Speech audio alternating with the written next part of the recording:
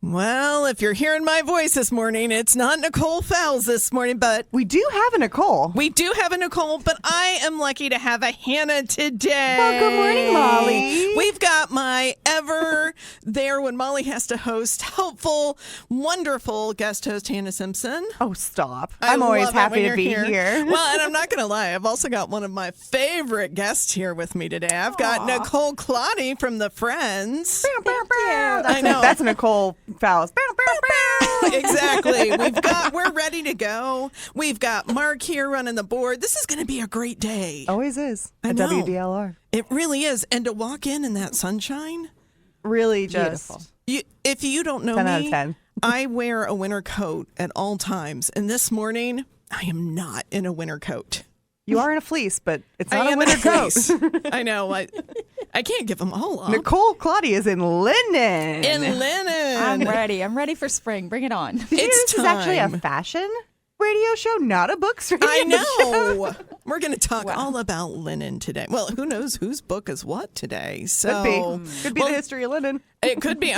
Now I'm really curious what Hannah's bringing in today. Oh, no. It's not. Well, since we're talking books, Hannah, why don't you tell us what you are up to reading? What am I reading currently? Words. Yes. You know what? Yes, just yesterday I started a new book. So I finished last week's book that I talked about. And so I'm very at the beginning of a very popular book, but I finally got it off of the holds, is Great Big Beautiful Life by Emily Henry. One of my favorites. Just a little bit in. I don't really know entirely what the plot is, but what I can say is that I already love this main character. Yeah. I feel like a lot of times in popular fiction, the lead character, if she's a woman, she's withdrawn and she's not like other women. No. This is a girl's girl. She is peppy. She's like, I feel like I want to chat with a stranger in like the very opening scene, and she wants to talk to two locals at a restaurant. Like, I appreciate this is a different kind of character who we don't really get a lot, and I am very excited to get to know her and spend some time with her. Is this your first Emily Henry? No. Okay. I read the first 3 or 4 as soon as they came out, and then I got deep into some other series and missed the next 2 or 3. If you're looking for a great author, though, why don't you say this is one that once you read one, you're going to want to read all those? I loved Emily Book Henry. Lovers. That was my favorite so far. So we'll see where Great Big Beautiful Life fits in. I'm loving this. Yeah, and it's a nice. I just finished a nonfiction, and so it's really nice to kind of get into something a little bit more narrative, a little bit more relaxing, a little less high stakes. And I have to say, this is a librarian trait, I think. When somebody's reading a book you loved, you get so excited for them, for the experience you know they're about to have. Isn't that true? It I really love is. Friends, like, oh, you know them. Yes, you know them. You know them. I always try and tell people when someone finally gets around to something that's really popular and saying, oh my God, you haven't read that? Like, oh my God, I can't believe you get to read that. I would give anything to read it for the first time. You know, that sort of thing. That way they don't feel like they're left out or like you're shaming them for not getting around to it. No, I'm just so excited. Yes. It's like when somebody tells me their kid's reading Harry Potter for the first time, because I never get to read it for the first time again. Like, That's true. It'll never be the first time I meet those characters. I am so excited for that family when they are ready to start. And, you know, it's just like a magical feel. And then there's the heartbreak when somebody comes to you and you were so excited and they go, I hated that book. Oh, that's the worst. I'm that friend, though, when anyone asks me to read Colleen Hoover. She's not for me, but people love her. And when they keep asking me to read her, and I say, guys, I'm sorry, I've tried. And I watched the heartbreak on there. I'm also that way about Sarah J. Maas. Sorry, friends. Not my thing, but I understand why it is for other people. But if we all like the same book, there'd only be like one type of book out there. That? Yeah. Do you have one of those friends? Because I have a friend that's very particular about books, but she reads a lot prolifically.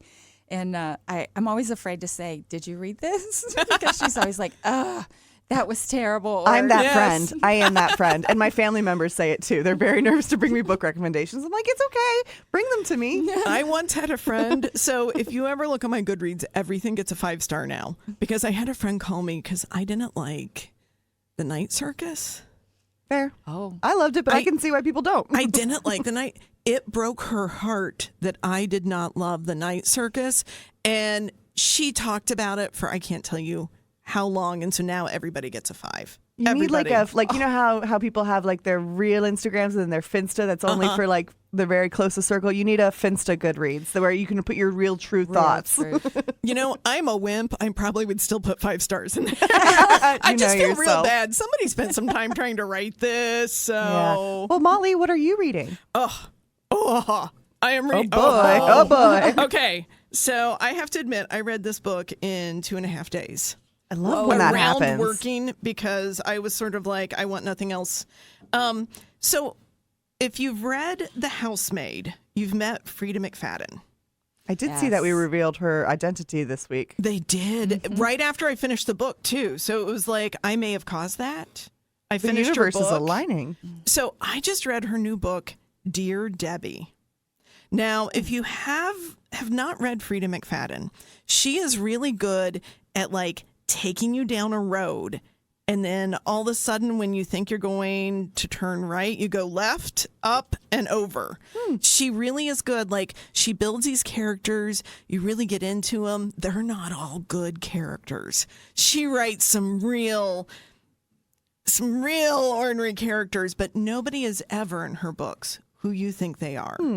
And this one does not disappoint. We start this book, though, with our main character, Debbie. She has a little job where she is a columnist and answers questions in her local newspaper. And she answers a question one day, really honestly, that a woman should leave her husband. The woman who sent her the question, the husband clearly was holding finances from her, was abusing in many ways. Dump him. And she told her not to. Well, that got her fired. Debbie doesn't handle rejection well. Does anybody handle rejection well? We all handle it better than Debbie. But Debbie's smart. So her vengeance. That same day, she was supposed to have her beautiful flower garden in a newspaper. And the neighbor with the rose garden next door caught the newspaper before they came in and stole her shoot. Her husband went in to fight for a raise that day, and he accidentally ends up quitting his job. Whoa. And Debbie decides that some vengeance should be happening, not to mention when she finds out what's going on with one of her daughters, both of her daughters. You're not safe in Debbie's town if you are treating anybody Debbie loves wrong. Oh my God. This book, like, everybody is having vengeance wreathed upon them. This is a quick read. The audio was fantastic. If anybody wants to knit along or whatever you do along, do your dishes, it's fine. I couldn't put this down. If you like The Housemaid, I would say this is like June Cleaver Housemaid version. Like, Debbie's perfect-ish. And did I mention The Vengeful? I just love how you describe a book, Molly. Like, there could be a book I would have no interest in reading at all, but after you describe it, I'm like, I gotta read it. You're now going to have to read Dear Debbie. It's my goal. I'm making all these listeners want to read this book. So you got to read Dear Debbie. It is. It's been a while since I've gotten lost in a book like this. So it was a real good feel-good moment. It made me feel like I'm really ready to be reading right now. Good. I love that. So, yeah. So I've got another good one, stewing right now, hopefully for next week. And I'll never tell you because I can't handle giving up one of my books. Gotcha. Fair. A lot of weeks to talk. But now I want to know, you've got an interesting one sitting on the table in front of you, Nicole. What did you bring? I do. I honestly didn't pick this one. It was a gift from my book club.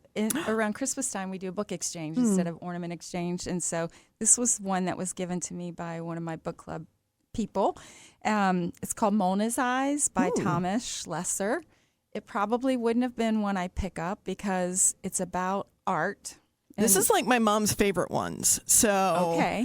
So I'm not a big I like art enthusiast, I guess, because I don't know much about art. Okay. But I'm so glad I read this book because I learned a lot about art, and they did it in a great way. So the author is actually an art historian, teaches art in Paris. So the book is set in Paris. Oh. It's about a young lady who has a medical episode where she blacks out and she goes blind for like a day.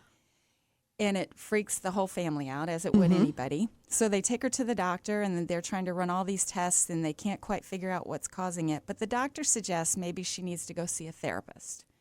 So they don't have time, so they ask the grandfather, Henry, if he'll take Mona to the psychologist every week. They left it in his hands. Well, he takes it upon himself without telling the mom and dad that he's just going to take her to the museum, to the Louvre, to the Orsay. I mean, if you're in Paris, you got some museums to choose from. Yes. So he takes her on this journey. Every week they take a look at a new masterpiece, and he makes her sit there and analyze it and talk about it and learn life lessons from each piece. And that's how he thinks he's going to help her get better, because he thinks her blindness has something to do, not medically, but in her mind. And there's a twist to it. But oh my gosh, to have grandfather explain every famous piece you've ever heard of or seen is amazing. I learned so much. I'm like, okay, this is more my level. Teaching an 8-year-old how to about art.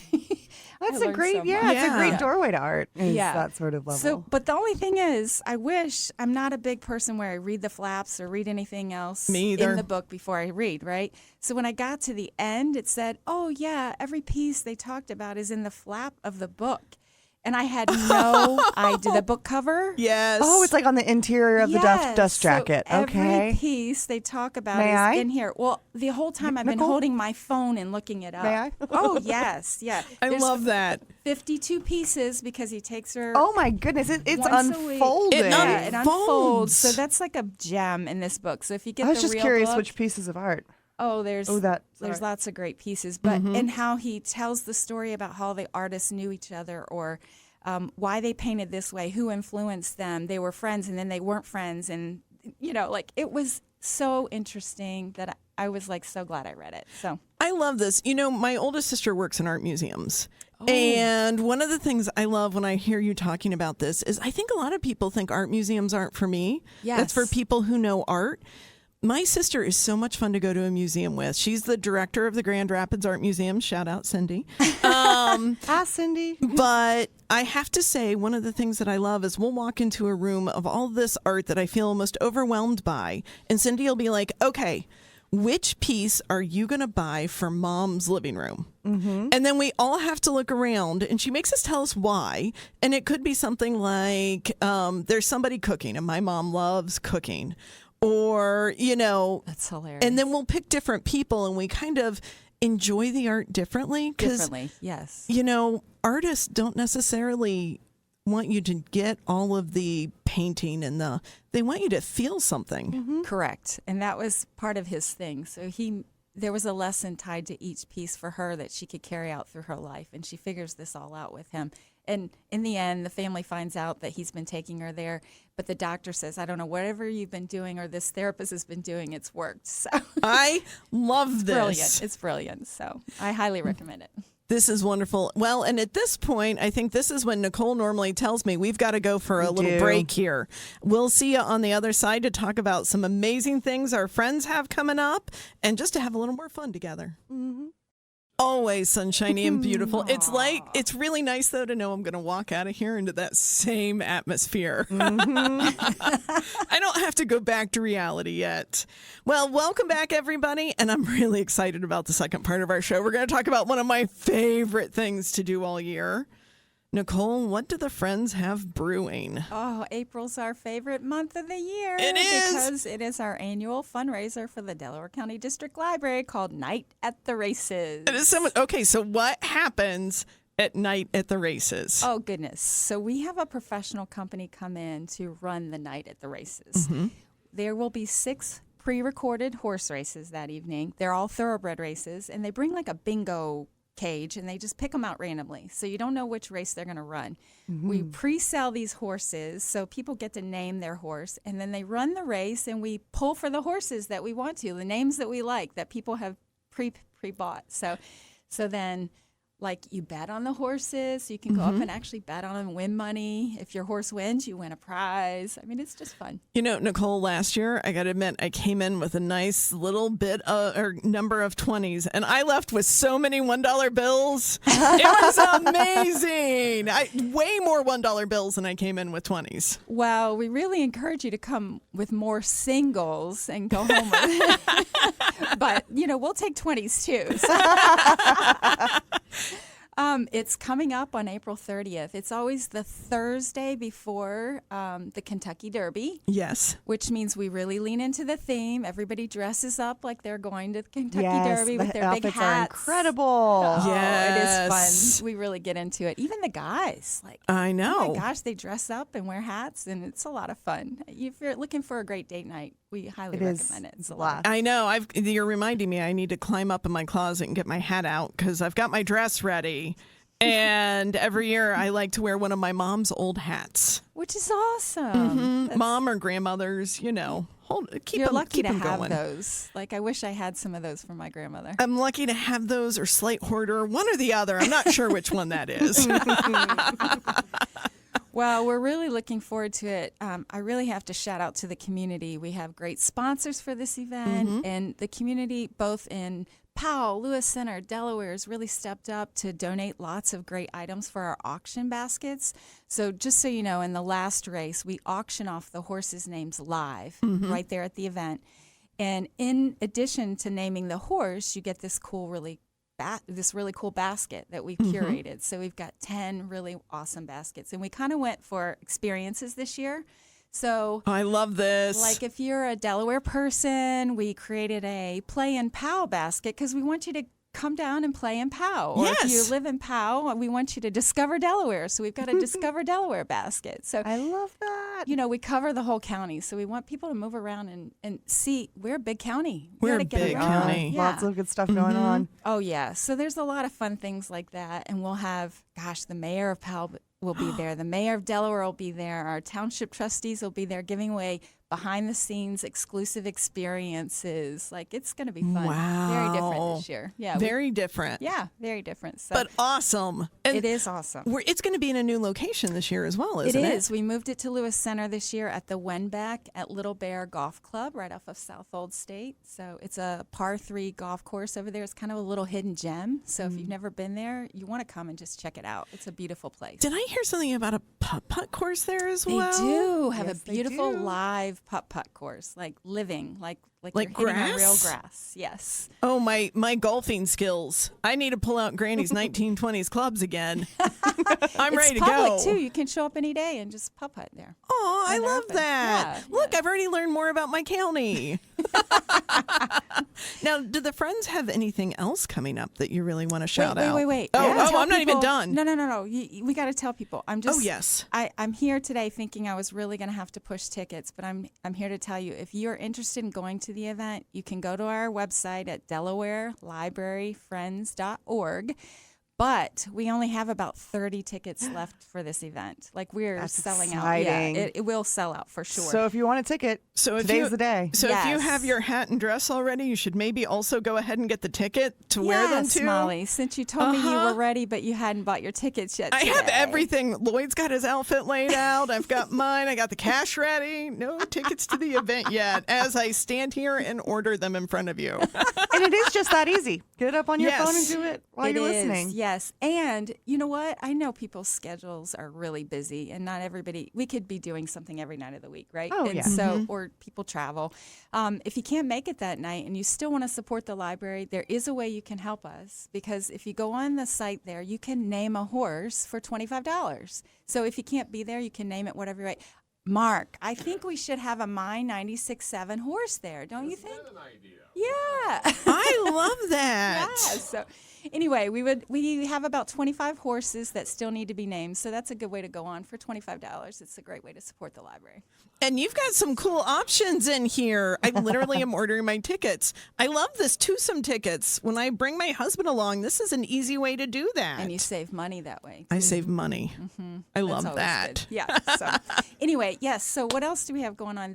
Tomorrow, Saturday, we have a used book sale at the Liberty branch on Stites Road. So it's 9 to 2 in the lower level at the Liberty branch. So come on over. We'd love to see you. You out never there. know what kind of treasures you're going to find. I Oh my always gosh. find So something many. good when I'm in the friends room. It's hard to get out of there without taking a book. I mean, I just don't have much more room at home, but it's hard to get out of there. It's like, oh, it's a sickness almost. No, it's wonderful. It's the perfect sickness. Yes, it is.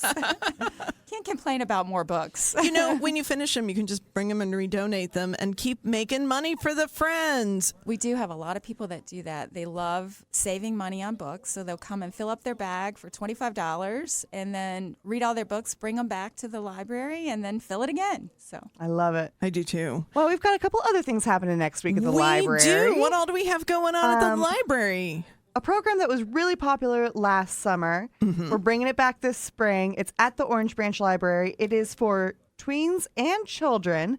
It is called Putt Putt Architects. This is such good timing with it is the with the Golf Masters Club. this weekend, I'm and then loving the putt this. putt at the with Night at the races? at night Yeah. at the races. I really do need to pull out my golf clubs. Putt Putt Architects is so fun. So tweens will work with children, and they'll be assigned to a different station, and they'll each create their own putt putt hole in the library. And so they spend the first half of the program working on the STEM, the STEAM, the math, science, on how the angles and stuff work for their hole. And then at the end, they all walk around and they play the course that they've created in the library. That is amazing. And this is an extra tie into the celebration of America 250 because putt-putt was invented right here in the United States. Golf was invented in Scotland, but putt-putt is an American creation, and we're going to learn a little bit about no the history of the idea. courses I and love that sort this. of thing. So that is on Tuesday, April 14th from 5 to 6:30 p.m. No pre-registration needed. Just come on in, and we'll get to work creating a night of putt-putt magic. You know what you now have me wanting to do too? Is trying to find the weirdest putt-putt courses in Ohio. Ooh. If anybody knows of a really weird putt-putt course in Ohio, define MLaBadie weird. at DelawareLibrary.org. Please email it. I want weird creatures that I'm putting into the mouth of, or they shoot out. I've already done, I have to say, I went to Castle Noel in Medina and I did the glow-in-the-dark alien putt-putt. That was magical, everybody. That was absolutely I've magical. done an indoor putt-putt. It was in Grandview a few years ago. I don't know if it's still there, but it was indoors, and it was all black light. Yeah, and they had 3D glasses Yeah, on it was us. really fun. I got a little dizzy at one Cool. point, but I'm never a quitter. So, Don't you notice they always have those cool putt-putts when you go on vacation? Like in Yes. like Beach towns. destination- Yeah. And I'm always like, oh, I want one of those. you know we got to have some good ones here in they have Ohio. all Well, that one. sounds like it's going to be your retirement plan. They have a Yeah. new one, an old new one that opened up at Indian Lake. It had Really? been defunct for so long, and now it's opened back up. So you'll have Hey, to check that Nicole, one out. you want to go on an adventure with me? Yes. Okay. All right, we got one We more got one thing. more program. Okay, I'm distracted, Molly. On Thursday, April 16th, for adults and teens at the Ostrander branch, it is the art of kirigami. So origami is folding paper. Kirigami is cut paper into designs and structures. Caroline, who is hosting the program, she lived in Japan for a few years with her husband, and so she's bringing first-hand experience with this sort of art. Also, you do not need to sign up for this program, so we'll just see you next Thursday at the Ostrander branch from 6 to 7. I love that. And knowing that we are running out of time here, and I'm hearing that city crew, it sounds like they're getting all excited and energized out there. So, hey, everybody, we'll see you next week. And in between, I'll see you in the stacks.